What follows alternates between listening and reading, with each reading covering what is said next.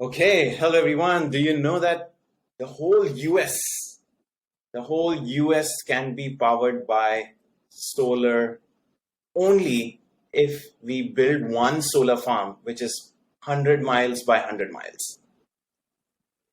So here we are going to talk about what large companies are thinking internally, which they are not talking about in the public, and what kind of products may come into the future. So today I again have Mahesh with me, where we are going to decipher Tesla's Solarcity arm, where they are trying to change how we use energy into our home. All right. So, Mahesh, have you ever thought about using solar energy in your home or ever inquired about it? Uh, I think a lot about it, Deepak. With the climate change thing going on, So, what I mean, is I why you have not done it or you have already done it? actually I live in a flat. I don't have a roof and such, Okay. so I cannot install them right now. But I'm very enthusiastic about these new advances which can take us towards sustainability. Hmm. Right. So, if we talk about, we talk about car, like electric car, it has picked up very fast right now. But Yes. in comparison to that, solar roofs have not yet picked up that much. Yes.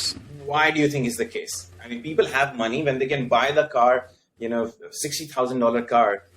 I don't think they care about saving the money because of the battery and all of that stuff, right? They can pay money. But the same individuals who are living in a home, like large homes, are not using solar roof. Why do you think Uh, this is the case?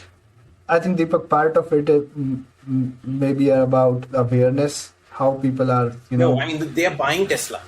That's not an issue. But they are not um, using photovoltaic cells.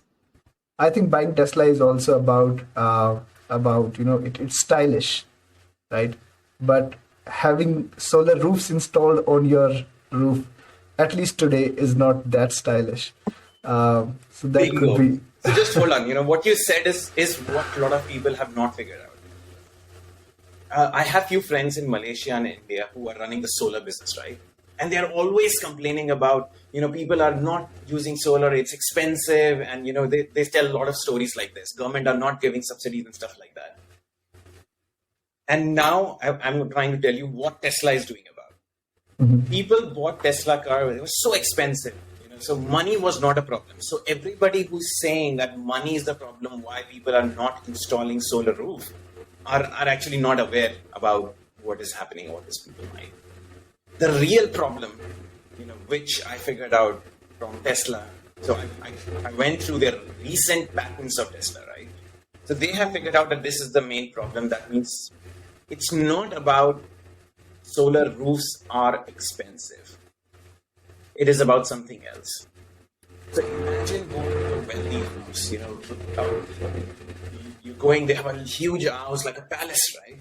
Bright white lawn, garden, and you see multiple cars, some are sports car, like Tesla as well is there.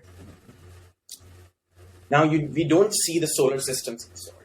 And one of the reason is that when you install solar roofs or solar panels, the whole house, a $2 million house, starts looking ugly. Yes. And having Tesla is not ugly, right? It's beautiful. It's amazing. So these guys, Tesla's guys, have figured out that this is one of the main reasons why solar is not picking up in the US. So all their latest research right now that they're doing is not about how to lower the cost of solar. It is about how to make it beautiful so that people start installing these solar roofs and their house starts looking much more amazing than how they're today. So that means people are going to buy these again, not because of saving the energy or saving the cost, but because the house would be like one of a kind. So they are sort of moving from a technical challenge to a social challenge, and then um, even with that, there would be like some technicalities on which they are filing the patents. Yes, that means So because you have to solve the problem, by default, solar panels are very ugly. I mean, I have seen solar panels whenever I've passed through a train. You have a huge field and you see solar farms everywhere, right? And they're ugly to look at. I mean, nobody wants them in their lawn or on the top of the house. Yeah. So one of the biggest problem that they're solving, I picked one of their patent. Mm-hmm. And the patent was about when you install roof and the roof, and people from the street can see your house, so that ugly roof panels are visible. Mm-hmm. Now, how to change the light that is falling on those panels so that when they get reflected into the eyes of the user who is in the street, they don't look ugly, but they look beautiful.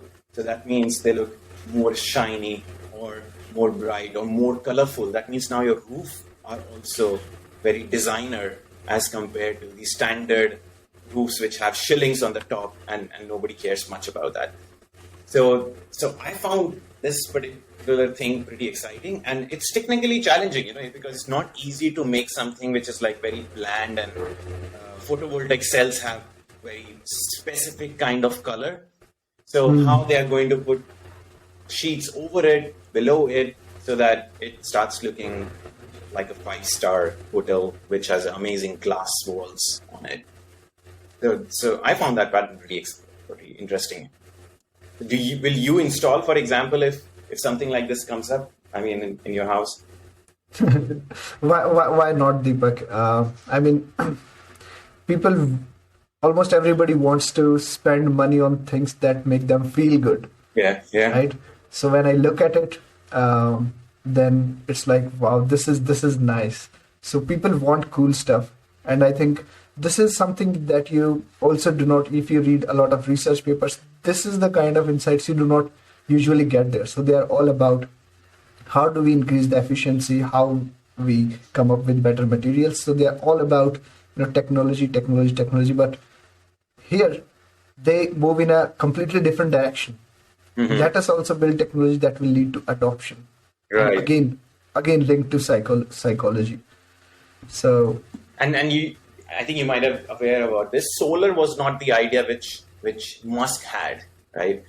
This was a company. Solarcity was a separate company which was started by Elon Musk's cousins, and he bought this particular company, I think 4 or 5 years back, and it was a huge, because it was a loss-making company. People were not buying solar. There was a huge issue, with this particular. They were expensive, and when you put on the roof, it's like an additional cost for you, and then you have to buy battery also. So it's for a normal 2,000 square feet house, it costs you like $60,000. It's like a huge cost. So you can't recover it by just saving your electricity. So after Tesla bought SolarCity, all the shareholders, I would say the board members, actually made a lawsuit on Musk that this is because of your family reasons. You are wasting Tesla money on something that will never going to work. Technology is that much advanced. But I somehow think he had figured out the code of how to make Tesla work. He's going to apply the same to the SolarCity. And I've seen that the patents have started changing on the problems that they are now focusing on.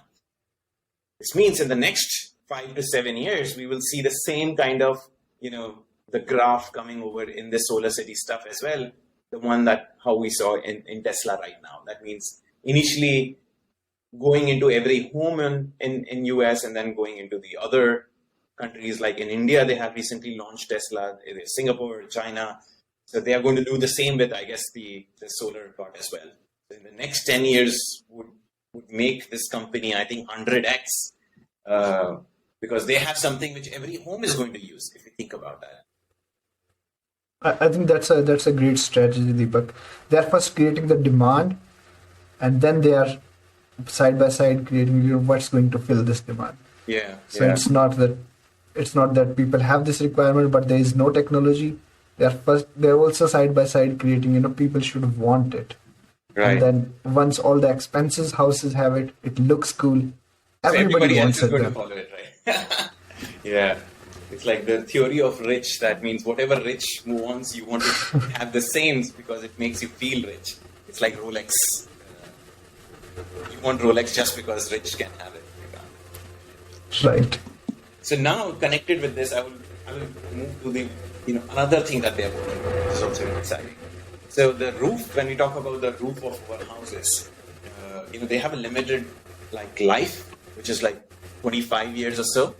Mm-hmm. So if you go to somebody like your house, and that house is already 10 years old, now that means there is only 15 years of life left in the roof that you have. And if you apply the panels on it, it doesn't make sense to only use it for 15 years. So these guys also figured out that a lot of houses in US are very old, and they are saying no right away to apply photovoltaic cell in their roof because of this particular reason. So they came up, these Tesla guys came up with a new concept where rather than applying the photovoltaic cell over and above your roof, they're going to take off your roof itself. And they have built an integrated system which has a tile as well as the photovoltaic cell integrated. That means one piece they are going to put it, and all would be automatically connected with each other. And you will have a new roof which will have a new 25 years of life. And you don't have to worry about all of these things. So which also, I like that every problem that you're hearing from the customer, you are trying to, this is not a technical challenge. I mean, technical means it's not actually solving a solar problem. I mean, this is the real user problem. Yes. Where whatever exists already, they are trying to use it and figuring out how we can make it more easy to remove the friction at the user end. So that also I loved a lot how they were using it. And in a sense, Deepak, it creates an incentive for these people. So it's like, in 5 years I have to change my roof. Why not just replace it with the Tesla roof? Yeah. I still remember, I think 4 or 5 years back, I was in California. I was just roaming around in a mall. It was a weekend and I had nothing to do. And somebody from their sales guy stopped me and they said, hey, do you have a house? I said, I don't have. But they still said, oh, you have your friend's house, somebody's there. Let us tell you something. You may have a roof. We will install solar panels on the roof. You don't have to pay anything. We will install it. We will put the money on that. So whatever energy is going to generate from that solar panel, you can use it for free. But whatever is going to be left that you are not going to use, we are going to take it and sell it to the others. So that means it's like how we have like Bitcoin. It's like every house will become generation of solar power.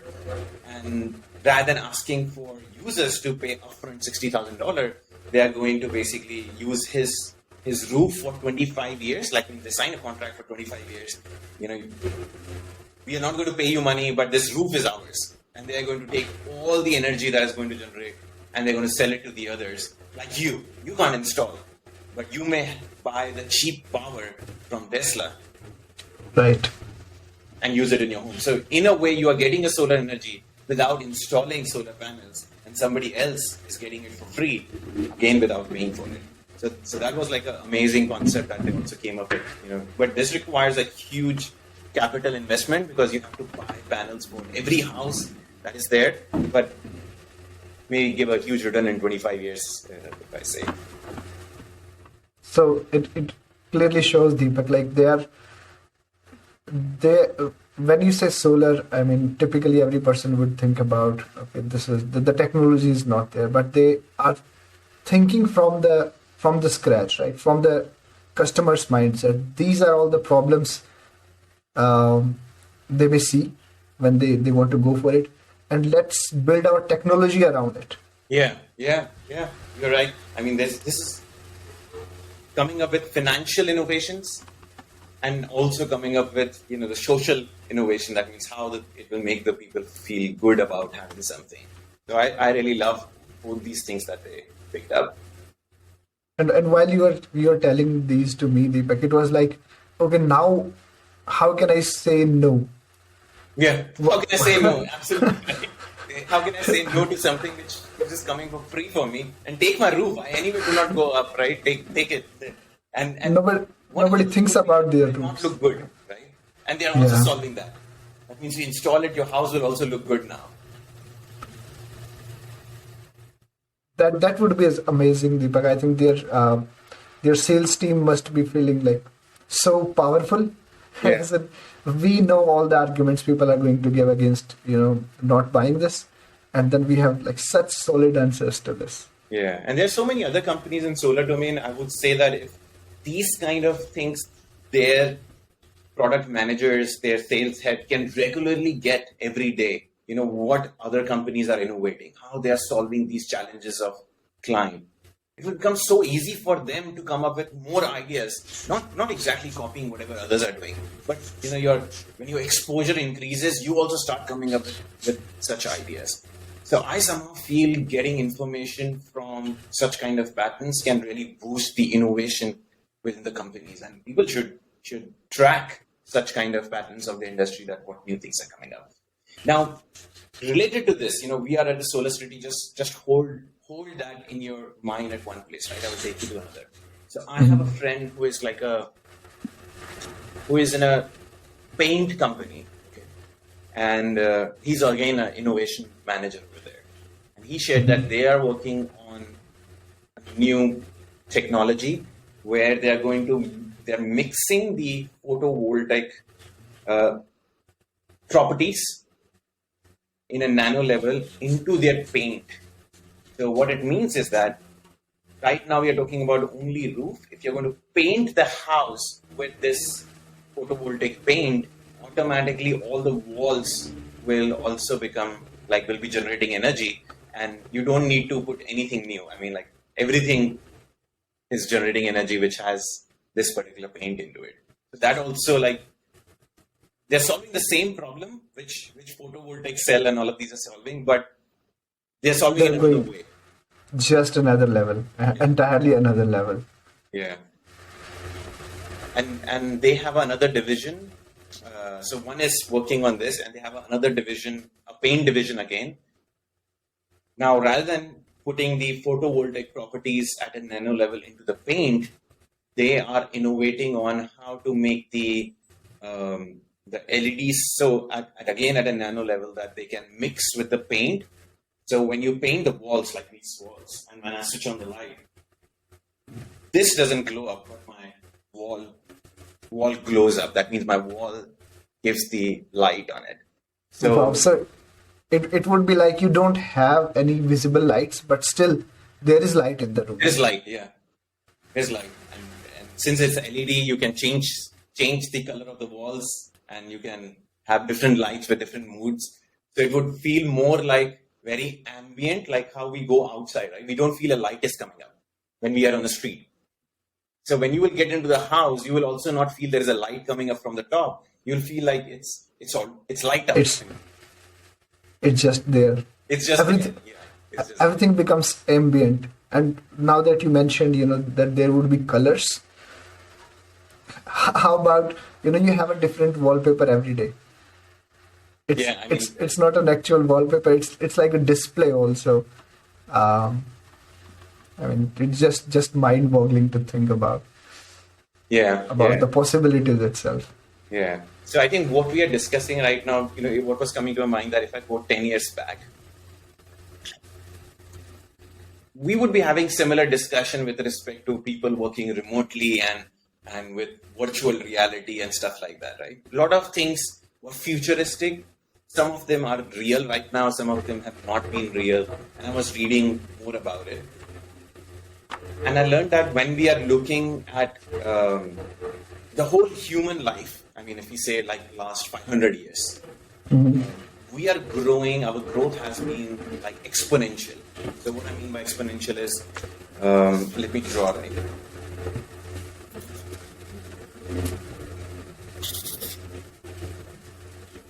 So it's something like this. It means we are at any point of time, we are at a place where the next thing is like this. We are going to grow like this, right? So 2 years back, we were working in office. 2 years now, everything is happening remotely. 2 years later, we all may have electric cars. Again, 2 years later, we may have maybe metaverse where we are having meetings in 3D in office. So it's always like this, right? But to us, to humans, it doesn't feel we are growing exponentially if we don't look at this, right? we feel that we are growing like this because the amount of the years, when we say 500 years, is so long that we can't see these innovations. We think that everything that is innovating is happening in the last 5 years. Last 100 years, nothing happened. We were just manufacturing stuff. But if I go 50 years back and if I ask my grandfather or dad and to think about all of this particular thing, it would be, he would say that their time, manufacturing was a revolution. That means, having a food that was manufactured or that was actually grown in another place and to have it at their place was a mind-blowing thing, which for us is like now so common. Yes. So I think at that point of time, maybe transportation was the one that changed the game, or maybe airlines changed the game. I don't know what was there. I can't go back and figure that out. It could be telephone, for example. But this was pretty amazing when I look back. It's like zoom out and see how the innovation happened. So it's pretty crazy.